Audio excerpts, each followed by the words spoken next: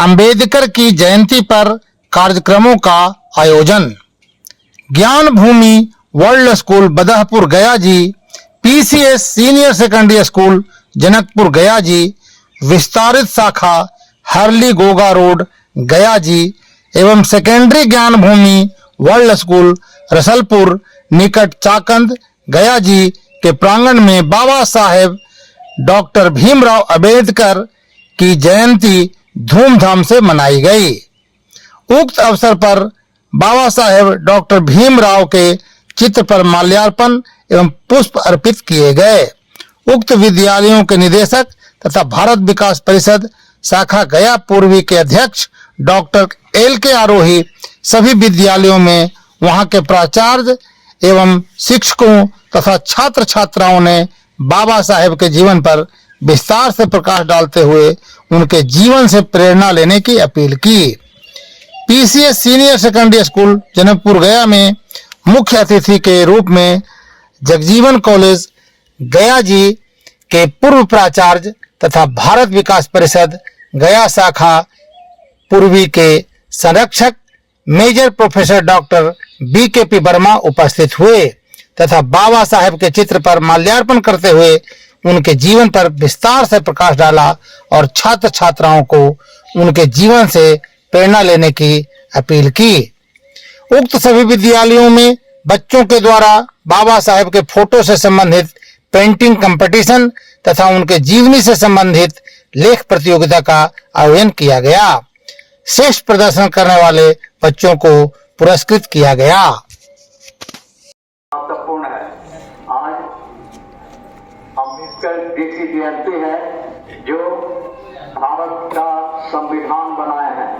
भारत का जो संविधान बना है जिसके अनुसार भारत की शासन व्यवस्था चल रही है उसके प्रमुख लेखनकर्ता डॉक्टर BR अम्बेडकर थे।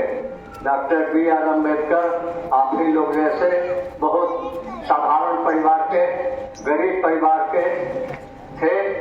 उनके पिताजी बड़ौदा नरेश के यहाँ नौकरी करते थे, बही बस्ता लिखते थे और बहुत गरीबी में वो पढ़े लिखे।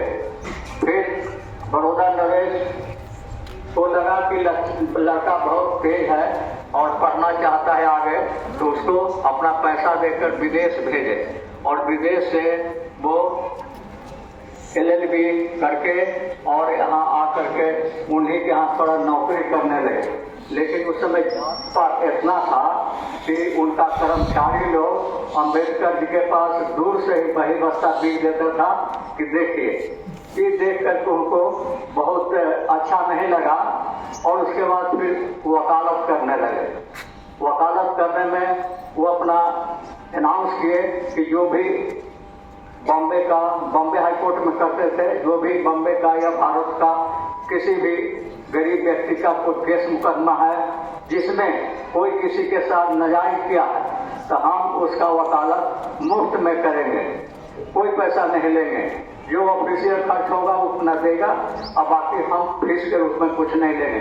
तो इस तरह से उनका नाम बहुत बॉम्बे में ख्याति प्राप्त होने लगा। और उसके बाद जब संविधान बनने लगा, भारत को आज़ादी मिला 1947 में, तो भारत के राजनेताओं ने महात्मा गांधी, पंडित जवाहरलाल नेहरू उनको बुलाए कि भाई आप तो बहुत पढ़े लिखे विद्वान हैं, अब हम लोगों को भारत का संविधान बनाना है। तो वो इंग्लैंड का, अमेरिका का, फ्रांस का, जर्मनी का, रूस का, सब देश का संविधान इतिहास पढ़ करके और भारत के लिए एक स्वतंत्र संविधान का निर्माण किया जिससे कि अगली पीढ़ी तक कोई भारत के नागरिकों को परेशान नहीं करे, जाति पाति समाप्ति हो, मेहनत के अनुसार, विद्या के अनुसार जो कोई पोस्ट पाता है उसका इज्जत हो, सत्कार हो। उसके बाद उन्होंने संविधान जो ड्राफ्ट किया वो भारत के संसद के द्वारा, जिसमें राज्य के प्रांत के प्रतिनिधि थे, उसके द्वारा स्वीकृत हुआ और तब से भारत का संविधान उन्हीं के देख रेख में कॉन्स्टिट्यूएंट असेंबली से पास हुआ।